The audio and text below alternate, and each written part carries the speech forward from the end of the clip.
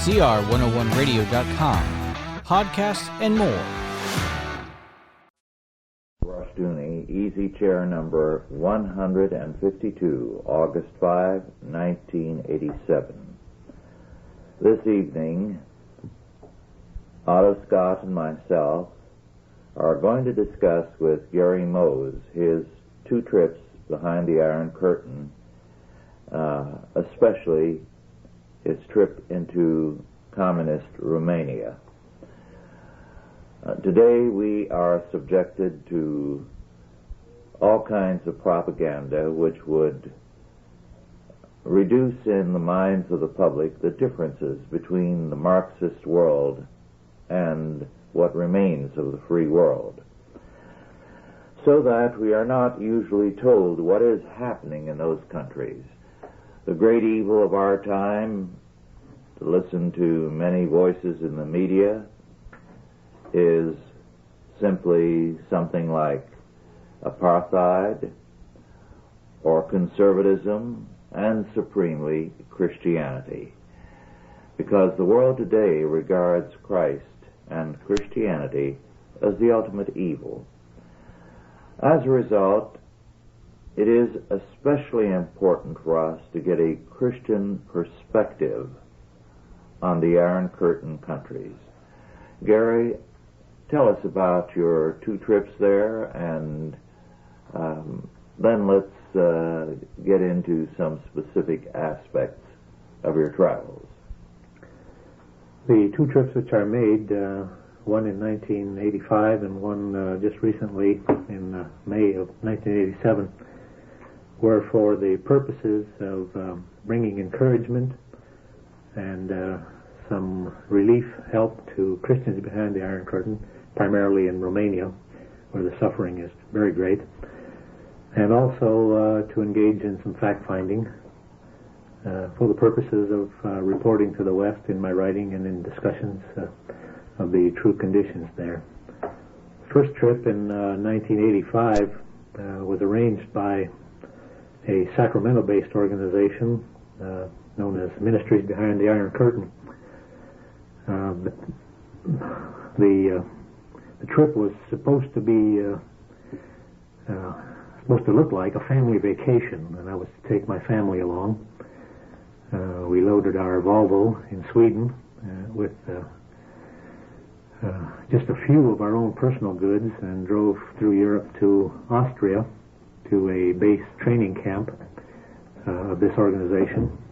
And after a few days of training there, we loaded the car trunk and the car top carrier with as many suitcases as we could possibly carry of relief clothing, medical supplies, common items that are not available like soap and toothpaste and toothbrushes, and a few little treats also for our contacts there. These things were supposed to be ours. We were traveling incognito as a tourist family, and if questioned, we were to say that these items were ours. We were not to reveal our contacts. We were given very specific instructions with that in that regard. We got as far as Budapest, Hungary, traveled through several countries to find a circuitous route in. We got as far as Budapest and met with a Reformed Church pastor in Budapest, who immediately sat us down and told us that the situation in Romania had deteriorated so badly since the leader of the organization we were working with had been there, that it was just out of the question that we would take our children, our family, into Romania. We also had another young man traveling with us. We were very disappointed to hear this because we had come a long way. We're eager to meet the Christians in Romania and to deliver the relief supplies that we had carried.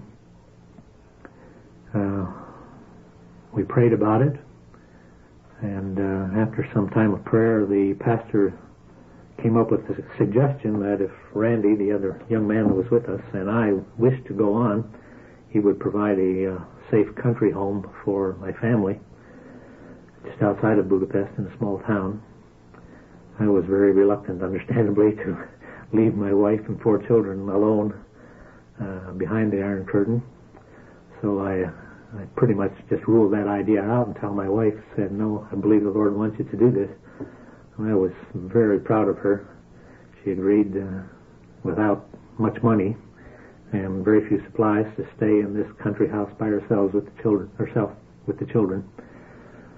And Randy and I left in the middle of the night. We were advised that would be a good time to cross the Romanian border because the guards supposedly would be sleepy and the traffic would be low.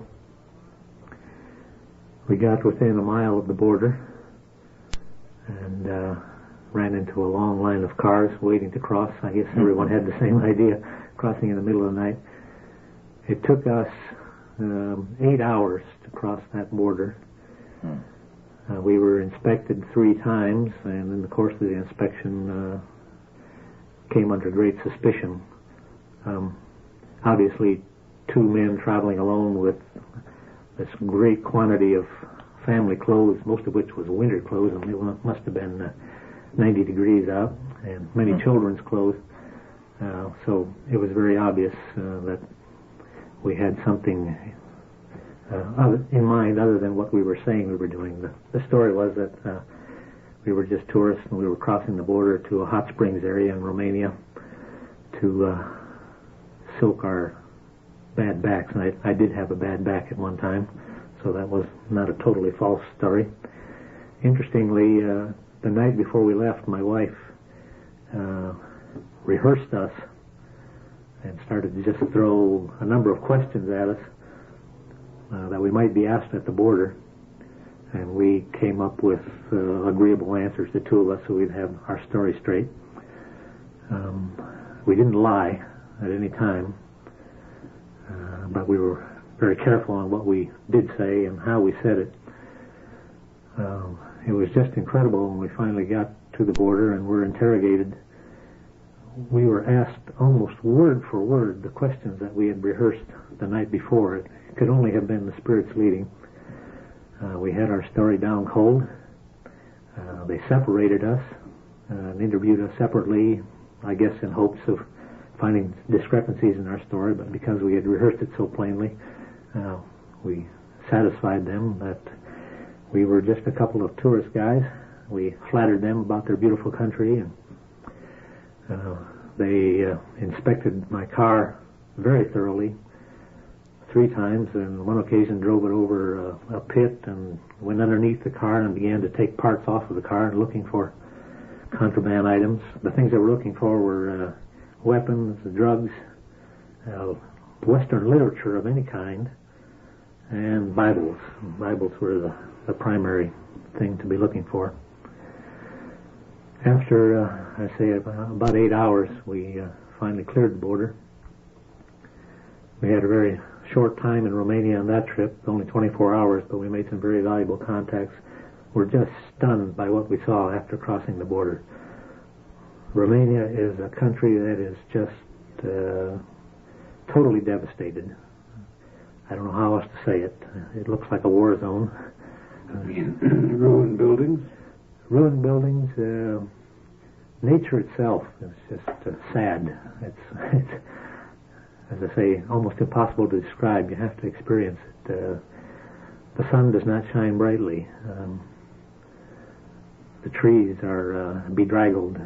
The animals are skin and bones. And I might add that the primary means of transportation in Romania is horse and buggy or horse and wagon.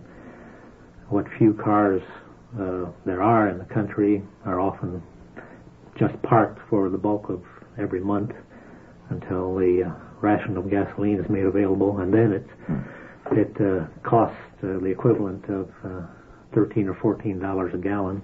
Oh my!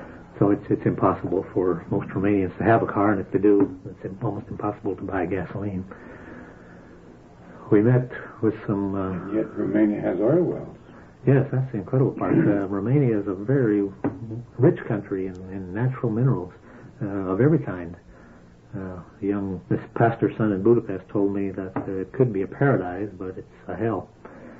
apparently the bulk of the production, industrial production, mineral production, what there is in Romania is for export. It goes to Russia? Primarily, that's my guess. The only agricultural crop that seemed to be thriving were vast fields of marijuana. Marijuana. Operated by the state? I assume so. All of the farms are state farms or collective farms, and I mentioned that to our Christian contacts there, and they were just incredulous. They wouldn't believe it. Maybe they didn't recognize it. They didn't know what they were harvesting, and many of the peasants harvested.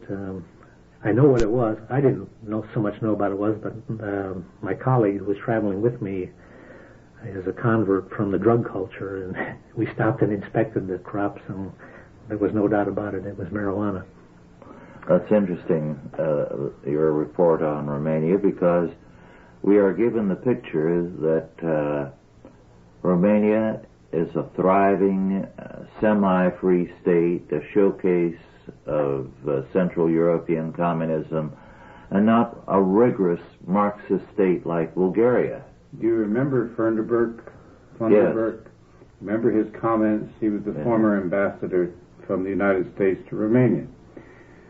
And he reported that it was a desperate despotism in various reports that he sent back to Washington. And he was reprimanded for those reports.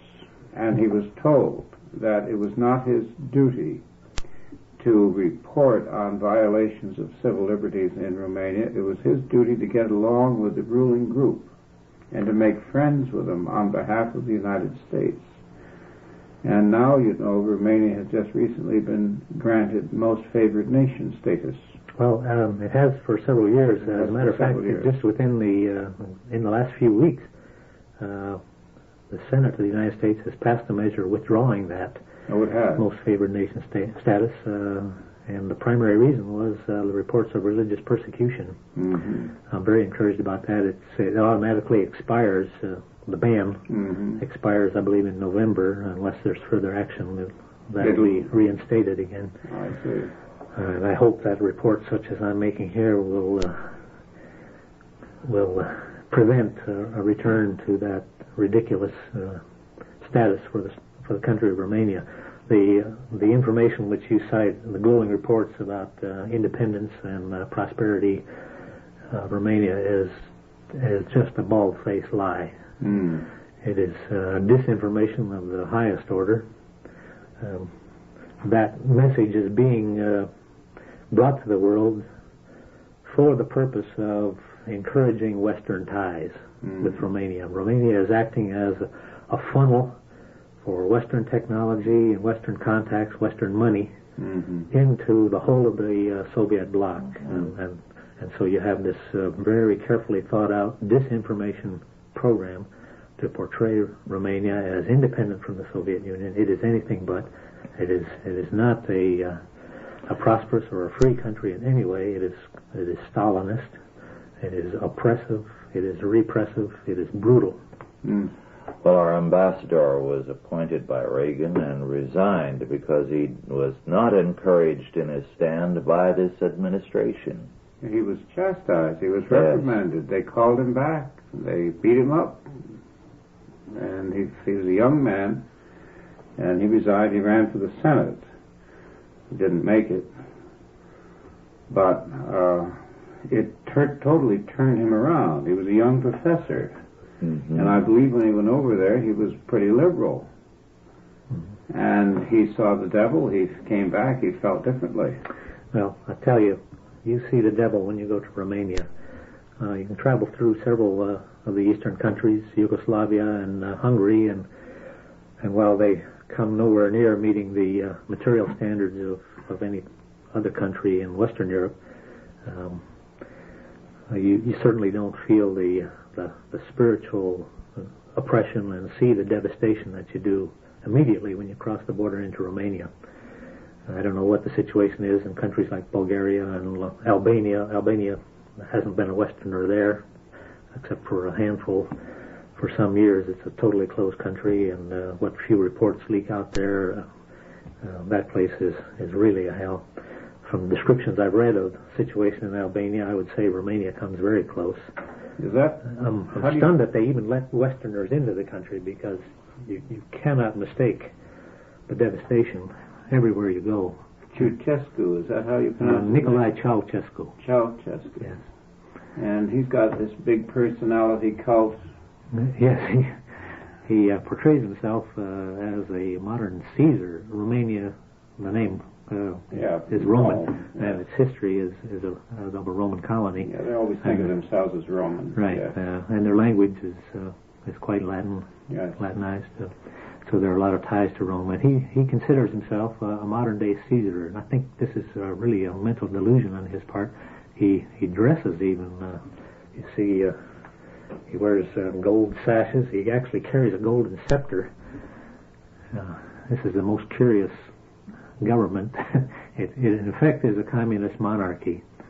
It's a dynasty. His son Nicu is expected to succeed him. This does not please the Romanians, because they expect him to be even more repressive than his father. There are a number of dynasties in communist dictatorships. North Korea, the son of the man who calls himself Kim Il-sung is slated to be the heir. And I understand that in the Soviet Union itself, the children of the revolutionaries have all the privileges of the upper class. They've created a new nobility. Yes. Well, that's very much the case in all of the communist countries that I visited. They are anything but a classless society. In Romania, for example, in the area of commerce, there are definitely two, maybe more than two classes, but I'll just, for the sake of simplicity, break it into two. You have the common people who are starving to death. You have the privileged class, which shops in special stores reserved only for them. They buy goods that are available only to them, and in many cases they do not even use the country's currency. The Romanian lei is worthless. And one of the things that really stunned me in my second trip to Romania was discovery of the existence of a thriving American dollar economy. It's not a black market economy. It's a legitimate, open economy. There are in the tourist areas and the hotels and in other places shopping places known as the dollar shops. That's painted right on the door, dollar shop, and all of the goods are priced in American dollars. How do the average people get hold of American dollars? Well, any number of ways. Through the black market usually. Tourists coming in. The privileged class has access to foreign currency, even though the law technically forbids Romanians to own foreign currency. I went into one of the dollar shops myself on a smuggling mission, which I can tell you about. But I saw Romanians with fistfuls of dollars going in, buying nice Western and Japanese electronic gear and coffee. Coffee is a prized item. That was, just to tell you what I was doing there, that was the item that I was shopping for. You need a foreign passport, supposedly, unless you can bribe the clerk. My Romanian contact went in ahead of me, made arrangements, and provided a bribe to the clerk. Told her that there would be an American coming with 3 passports, 2 American and 1 Swedish, and that I would be buying coffee. And he ascertained how much the dollars that I had would buy in coffee. And I carried out 2 suitcases full of coffee. The reason I did this is the Romanian people, and including the Romanian Christians, spend much of their time scheming about ways to beat the system, and one of the ways they do it is through the purchase of coffee. I bought the coffee with American dollars and an American passport, turned the coffee over to my Romanian contacts, who then sell that coffee on the black market and for more dollars. For more, well, yeah, dollars or anything they can get. Uh-huh. We brought $1,000 contribution from a friend of mine. Did you have to declare your money when you went in? No, you're required to exchange a certain amount. But not to declare how much you're carrying. No, we did not say how much we had. This $1,000, if we had exchanged it at the official exchange rate, which is totally arbitrary, we would have gotten approximately 8,000 Romanian lei. If we had exchanged those dollars, $1,000, on the black market, directly on the black market, we could have probably gotten about 40,000 lei, as opposed to 8,000 official. Mm-hmm. However, by buying coffee, that $1,000 turns into 108,000 lei. My goodness! So we were able to aid a lot of Christians with that kind of money, and that goes a long way. When you have 108,000 lei, the average Romanian probably earns the equivalent of 50 cents a day to a couple of dollars a day, and this kind of money will help a great deal. You didn't see very many fat people then? Well, strangely enough, you do. You do? And I think it's probably a factor of a poor diet, of bad nutrition. Yes, you see an amazing number of fat people. I was struck by that fact. Not from eating well, I'm convinced of that, because I was in a good many Romanian homes, and although because we were their Christian brothers and sisters and greatly honored being from the West, they fed us well. We saw what they ate, and it was pathetic. They are on the verge of starvation. No Romanian gets enough to live on through the official ration system. The only way you do survive is to gain additional ration coupons by cooperating with the secret police. And what they do is spy on each other. Mm-hmm. Everywhere you go in Romania, 25 people watch you all the time. Mm-hmm. And this is the way they earn enough to subsist on. If you travel into the ordinary grocery stores, the goods are just pathetic. I went into a meat market.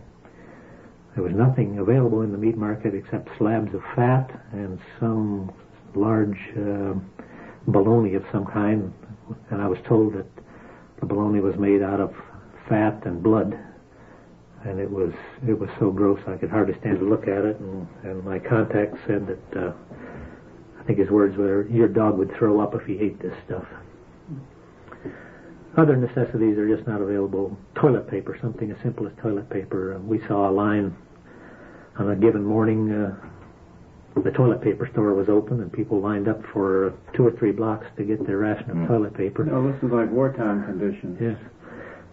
In my contact, he said there was the favorite joke around there is, we don't need toilet paper because we don't have anything to eat anyway. Well, I understand they use any excuse to destroy a church. Yes, in the city we visited, Arad, in the last 3 or 4 years, I think probably 3 or 4 churches have been bulldozed. It's usually either said to be a mistake or that the property was needed for some other purpose and that the state would re-erect the church in some other location. Of course, that's never done. Well, this seems to be a rule because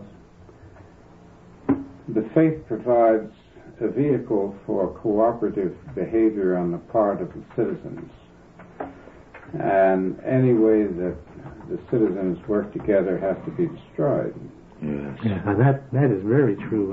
I observe that close hand. Not only are the Christians closely knit and support each other in just beautiful ways that we just don't see in the West, the kind of love and charity that they have for each other, but amazingly, non-Christians also, the common people, cooperate with Christians. I was just stunned, for example, a non-Christian neighbor of my main contact came over to visit while we were there, and in the course of our conversation I learned that this non-Christian neighbor who had access to a vehicle had actually made some illegal runs into Hungary to get Bibles and to smuggle them back. Now, it just stunned me. I asked myself, why in the world would a non-Christian risk his freedom and perhaps his life on such a mission? And it became apparent that it's so readily apparent to ordinary citizens what is available in the Christian community. Even if you don't profess to be a Christian, they see something there, a love and a support and truth and realness in the Christian community, and they want to be a part of that in some way, even if they don't profess to be Christians themselves. What language did you use while you were there? Well, we spoke English. We had 2 English-speaking people, and an evangelist traveling with me was a Swede who did speak English. We did have a couple of contacts who were English-speaking and served as interpreters. One of our contacts was a young lay pastor of the largest church in Arad, who is a very talented young man and very fluent in English and acts as an interpreter for many visitors. In fact, his skill in English got him a call from the secret police. He's just recently been elected the head pastor of his church and will be ordained this fall. And when that word got out, the secret police contacted him and asked him to cooperate. They wanted him to remain as pastor of the church, but to be a spy, particularly on Western visitors. He was to use his language skills to make contact with Westerners, but then to inform the secret police on the activities of Westerners, such as we were, what they were doing there, what our purpose was, things like that, who our contacts were. And this very courageous young pastor refused, and because of that has given up any hope of ever having any privilege, which most Romanians dream about. He was offered everything, foreign travel, privileges for shopping, you name it. He gave it all up and is determined to bring revival to his church. Is there any way you could define the rulers of Romania, the ruling class? Do they fall into any category, culturally speaking? Ethically speaking? Ethically speaking, I think I would have to classify them with the mafia, probably. I did not have, other than the border officials, I did not have contact with any officials. You know, one man who was able to get out of the Soviet Union was asked in an interview if there was a mafia in the Soviet Union, and his answer immediately was, yes, its name is the Communist Party. That's exactly right. Yes, I think it was Bukowski who was asked how many political prisoners there were in the Soviet Union, and he said 240 million. Mm-hmm. Very accurate, I think. Everyone is a prisoner, only some are trustees. Right. Yeah, my main contact in Romania is a Romanian Christian who has been severely persecuted, and he just breaks down into tears when he talks about freedom. He wants that more than anything in the world, and he always chokes up when he talks about that subject. He considers himself a slave and a prisoner, as most Romanians do. And it was our country who, in the peace treaty at Yalta, surrendered Central Europe to Stalin. And not only at Yalta, Harry Truman threatened the Soviets with the A-bomb if they didn't get out of Persia, out of Iran, and they got out. He could have done the same regarding Central Europe, yes. And he did not. We had the world in our hand at that point. When you visit those countries, you have all you can do, if you can do it at all, to forgive that kind of action, to see the slavery and the poverty and the oppression that those people live in. Yes, and yet we continue to teach in the schools that Franklin Delano Roosevelt was a great man and made an important contribution to world freedom. Albert, you're telling us during the break about the kind of emotions that this inspired. The first trip that we made, as I said, we were there for only 24 hours, so it was a very intensive experience. And in that time, we made close contact with some very dear Christian brothers and sisters. In fact, it was so close that I would say I have never felt such a kinship, such a deep love for a brother or sister in Christ as we experienced there. Randy and I were just filled to the brim with this very intense feeling of love, very emotional experience. And at the same time, having these feelings of love for the Christians there, seeing the system that they live in, the persecution that they endure, the deprivation, and the destruction and disaster all around them in terms of their material well-being, filled us with such hatred, and I don't think I've ever felt such intense hatred also for a system and for those who are responsible for it. And having those two very intense, very strong emotions pent up within us, both that intense love and that intense hate at the same time, was enough to break us. And as we were driving out of Arad, we were silent for probably 15 minutes. And as soon as we got onto the countryside, there was a sudden release, and we both, two grown men, burst into tears. And I think we did not say a word, drove probably for an hour and a half, literally sobbing. It was a terribly draining and emotional experience. And that was all repeated on the second trip, probably even more intensely, because we were there for a longer time and saw even more horrors than we saw the first time. And yet, the horrifying fact is that so many churchmen, including Billy Graham, go to Romania or the Soviet Union and give very flattering reports on everything. Yes, one of the things that I did in my time in Sweden was to regularly monitor Radio Moscow broadcasts. And Radio Moscow, I should say this ahead of time, Radio Moscow exists for one purpose and one purpose only, and that's propaganda. Oh, yes. It has news, so-called news programs, it has cultural programs. Even these are directed to the single purpose of propaganda. And so when you hear reports on Radio Moscow from American churchmen, and I have with me tonight a tape which I recorded from a Radio Moscow broadcast directly, an interview with some American churchmen who visited the Soviet Union on an officially sponsored trip. I believe it was sponsored by the Russian Orthodox Church. It was carefully arranged, as these sort of trips are. The sites seen and the people visited are carefully selected. And the interview is obviously for propaganda purposes. And it just infuriated me, having visited Romania and other Iron Curtain countries and seeing the truth of the matter, traveling incognito, not an arranged trip, seeing the truth, and then to hear American churchmen willingly allowing themselves to be used as propaganda tools. I'd like to play this tape. As I say, it was monitored from a great distance, and the quality is not always the best, although I think it's readily understood. 3 Americans who are religious figures back home were no exception in this respect until they made a fact-finding trip to the Soviet Union and witnessed religious life firsthand. Here's what Charles Hine, a pastor of a parish in Wisconsin, has to say on this score. I observe, first of all, contrary to my expectations before leaving the United States, that the seminaries and the church itself is very much alive, very active here, in a way that I never even dreamed was possible.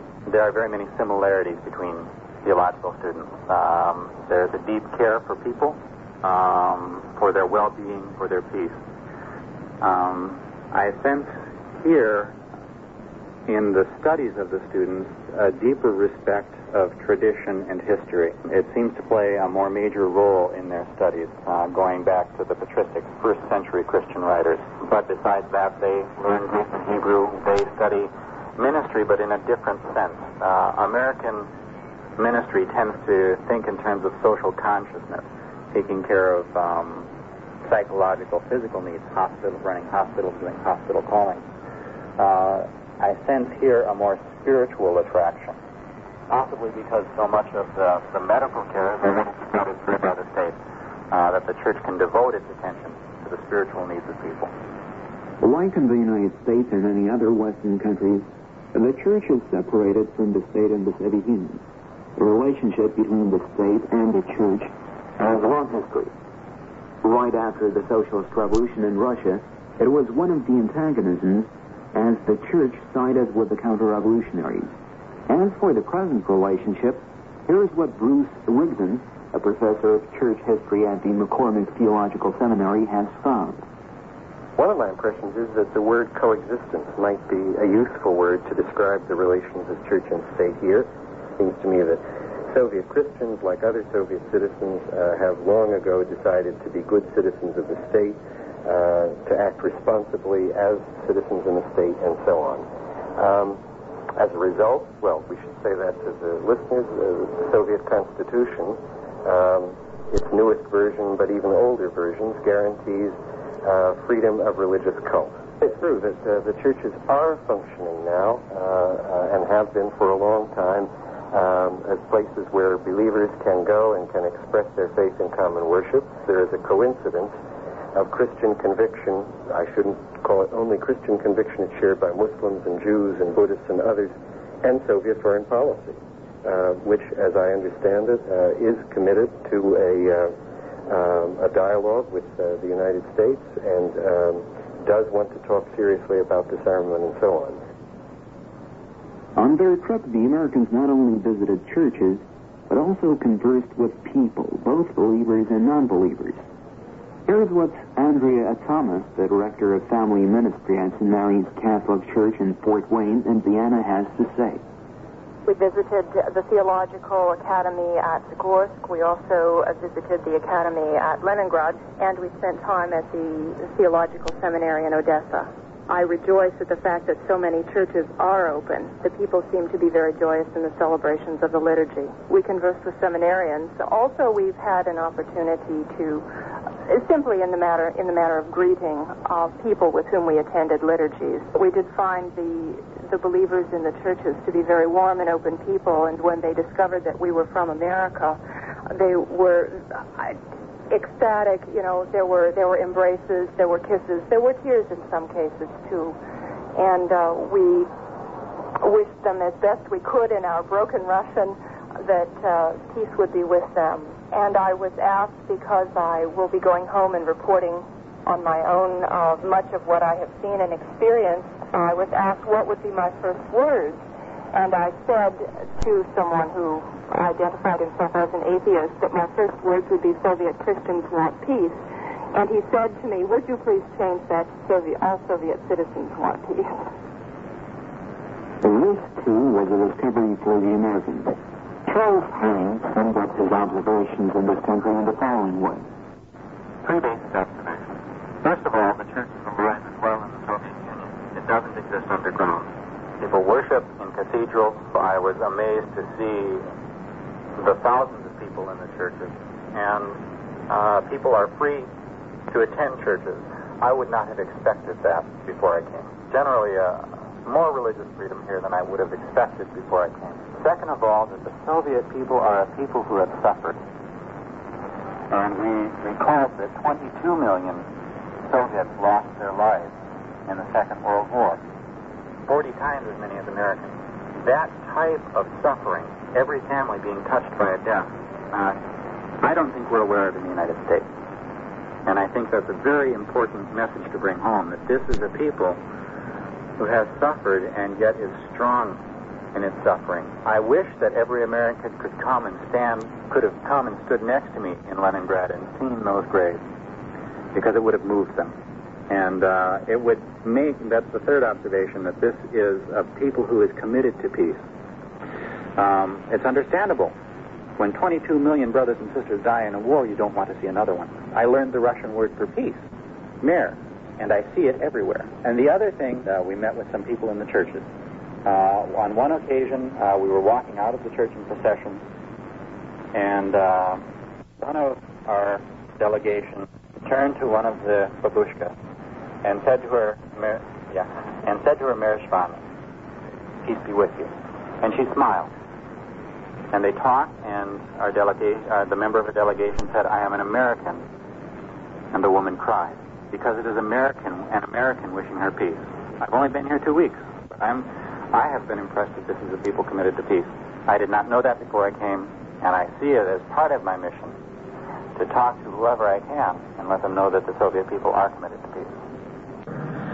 I think that's a very interesting anecdote. The poor woman cried because she saw Americans over there cooperating with the despots. Yes. Those people were, of course, modernists and liberals, but what excuse does Billy Graham have, who pretends to be an evangelical? Yeah, that's a good question. The pastor I mentioned in Budapest was very angry about Billy Graham's visits to his country, I believe in 1985, and also to Romania. He feared, and this was before the visit, he feared that the same thing would happen that happened in the Soviet Union, that Graham would come back and give a glowing report of religious freedom, and because of that, Christians would suffer even more. They'd be forgotten by Christians in the West, thinking that all was well, and things would be worse for them. I don't believe we saw that kind of report from Billy Graham during his visit to Romania, or after his visit. Of course, the Christians there are just happy to hear a famous man preach. Incidentally, one of the churches we visited in Irad was the church where Billy Graham preached, and we ministered to about 3,000 Christians on one Sunday there. And my Swedish evangelist friend who preached brought a very biblical message and was well received. One man said he preached even better than Billy Graham. I would like to comment a little bit on this recording from Radio Moscow. As I said, because it's on Radio Moscow, you know right at the outset that it's propaganda. If you listen carefully to that tape, you heard several references to things like faith, belief, worship, but at no time did you hear any reference to God. Of course, that would be against the official Soviet policy of atheism, so there is no reference to God. Or to Christ. Or to Christ. And when you listen consistently to Radio Moscow broadcasts or read Soviet publications, after a while you start to identify certain common propaganda themes, catchwords and themes. And just listening to this cold without having the experience of prolonged exposure to propaganda, you wouldn't identify that. But I had that opportunity while living in Europe, and in this short interview I identified several of these very common propaganda themes. One, for example, was the frequent reference to peace. Another catchword was coexistence. Another was the commitment, the supposed commitment of Soviet Christians to Soviet foreign policy, and that is an earmark of a propaganda statement there. And then one of the most subtle ones was the statement which said that the churches and the seminaries which were visited, which were carefully selected, were tending to the spiritual needs of the Soviet people. Now that sounds wonderful to us until we understand what is meant in the communist jargon and propaganda by the term spiritual. You have to redefine that word, and when you understand that, you realize that the churches are in fact serving the purposes of communism and the communist regime. And if we could, I'd like to play another short cut or two from Radio Moscow. I want to prove that point, that when the Soviet communists talk about spiritual needs, they are not talking about spiritual needs as we Christians in the biblical faith in the West understand that term. The term spiritual to the communists means communist doctrine. And this cut, I think, what this is taken from a summary of the recently adopted Soviet Communist Party plan for the period 1986 through the end of the century. This is the official party program. In the area of spiritual life, it means further strengthening in Soviet people's minds the socialist ideology, the spirit of collectivism and comradely mutual assistance, giving the broadest sections of the population access to scientific achievements and cultural treasures, and molding an individual of all-round development. The result of these advances will be a qualitatively new state of Soviet society. A historic step forward will thus have been made on the road to the higher phase of communism. Perfect. I think that proves beyond the shadow of doubt from the communists' own words what they mean by meeting the spiritual needs of the people. And when you go back to that interview with the churchmen, what they have said now is that the churches, the officially sanctioned churches, the ones that they visited, and the seminaries, the sanctioned ones, the ones that they visited, are serving that purpose, that spiritual need, advancing the cause of communism. Now, it's very interesting in view of that explanation that the American clergymen managed to put everything in the phraseology of the Soviet Union. That's right. Because ordinarily you would expect clergymen to mention God, to mention Jesus. Not this type of clergyman. Yes. They're dedicated to the same purpose here, so they were very much at home in the Soviet Union. Their voices certainly sounded that way, didn't they? Absolutely. And if you listen very carefully, if we had time we could play it again, but I think you would detect at least two instances where you could actually detect coaching. A person, one of the speakers, stopped and spoke to someone, apparently had been reminded what to say, and that, of course, is always the case. You don't get interviewed on Radio Moscow unless what you're going to say has been pre-approved. Phil Donahue went over there and interviewed the man on the street, as though the man on a Moscow street would say something his government didn't like. Right. Well, you mentioned the use of terminology by Westerners, and of course the communists themselves pick phrases and words that have reaction here in the West. They know what kind of words people react to. One of those is morality. The communists make a great deal of their communist morality, and I have one more short cut here from this same summary of the Communist Party plan, which defines Soviet communist, international communist morality. And if there's any doubt that communist morality and humanism are one and the same, this actual live cut from Radio Moscow broadcast should dispel that notion. The creative potential of the communist morality is being revealed fuller and fuller in the conditions of this society's gradual advancement towards communism. Our morality incorporates both the simple moral values of human nature and such norms of conduct by people in their relationships that have been produced by the masses of people in the many centuries of struggle against exploitation, for freedom and social equality, for happiness and peace.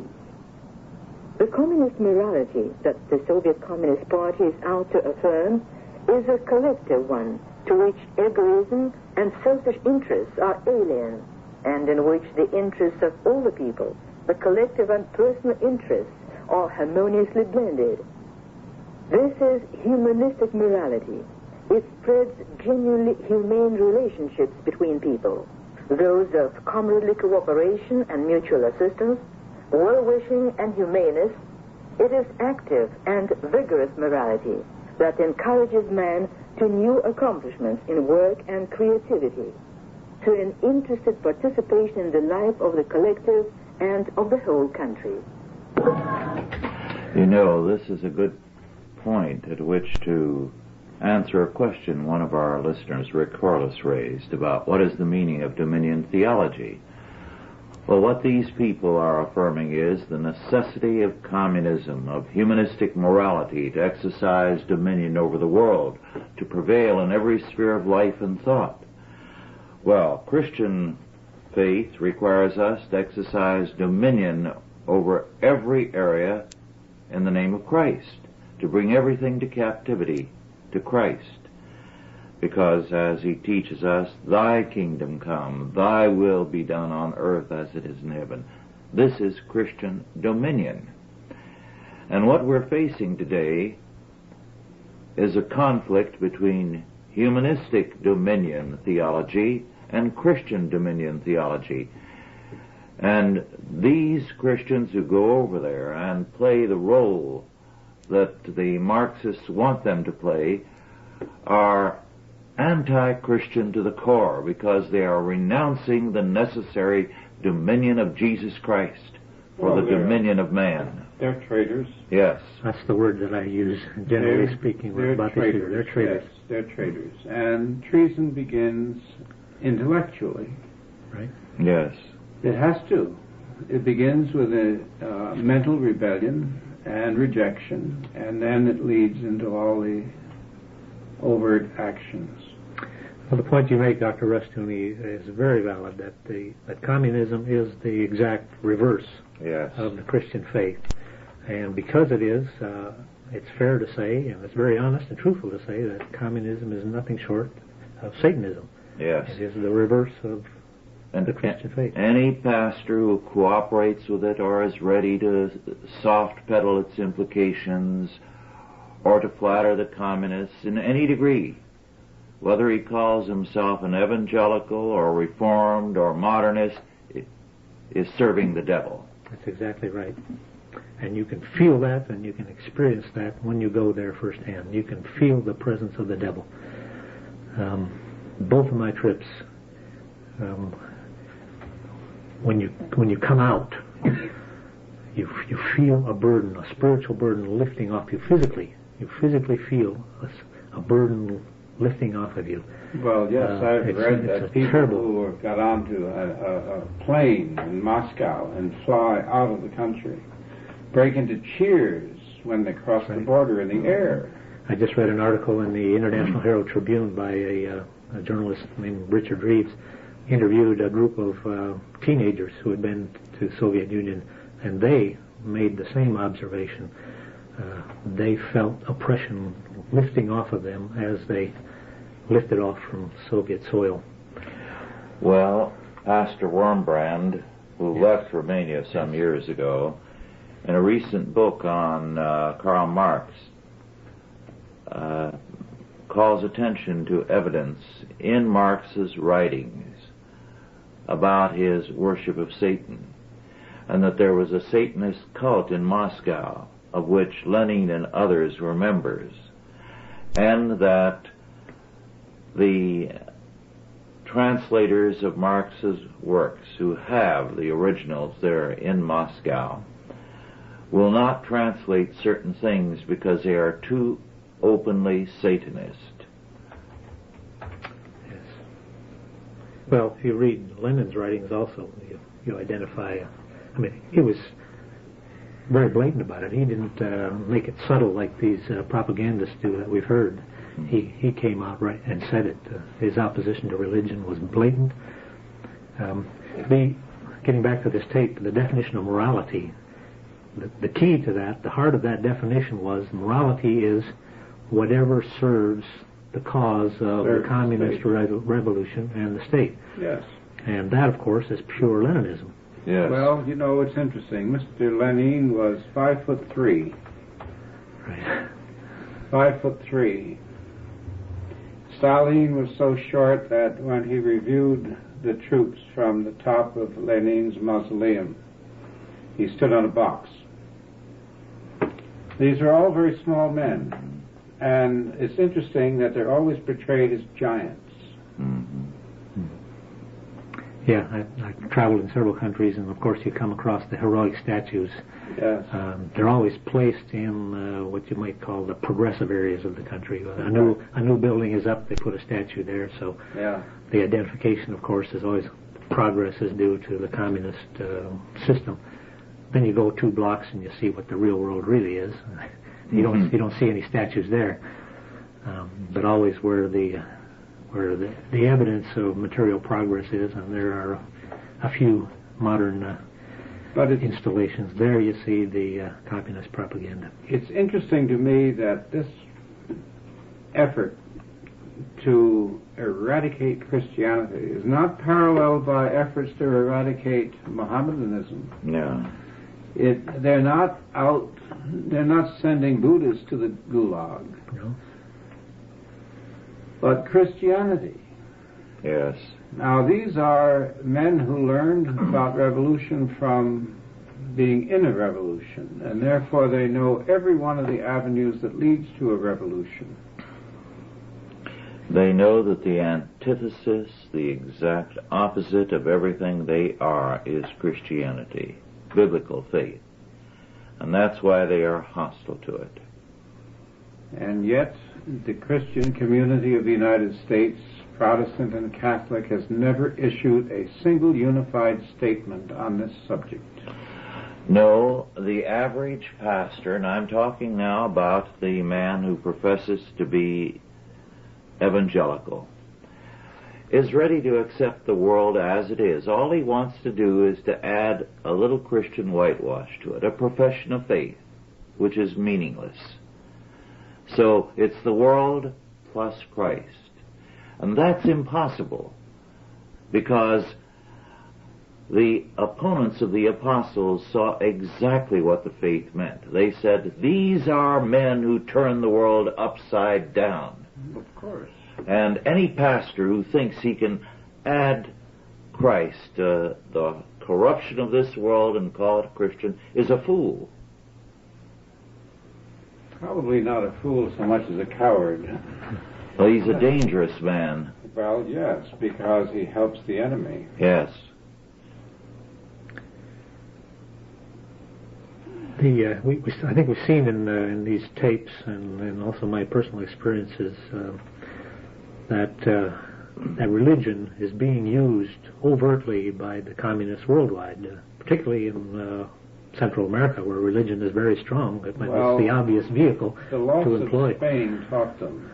Right. They lost Spain to the Spanish Catholicism, which, like other national brands of Catholicism, is peculiar to itself.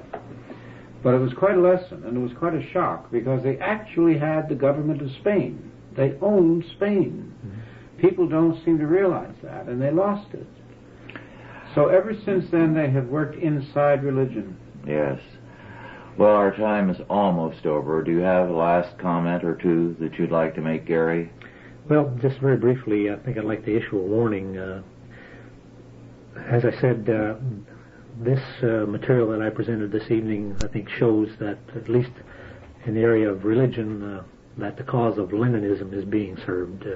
Expedience, morality is whatever the state wants it to be, and whatever serves the purposes of the state is moral. And that, as I said, is Leninism. And I think that the West has got to wake up to the fact that the ruling philosophy in the Soviet Union and throughout international communism today is Leninism. Not so much Marxism anymore, certainly not Stalinism, although you find Stalinistic tactics in Eastern Europe and throughout the Soviet Union. But the ruling philosophy is Leninism. It's deceptive. Disinformation is the key tool. So when we hear about glasnost, openness, and all the marvelous changes going on in the Soviet Union, just be warned that what you're hearing is a lie. Mm-hmm. It's an out-and-out lie, and it's calculatedly a lie. That is the Leninist approach. Incidentally, that definition that you gave is exactly the same one as was used to define Nazism. Mm-hmm. Well, thank you for listening. Our time is over now.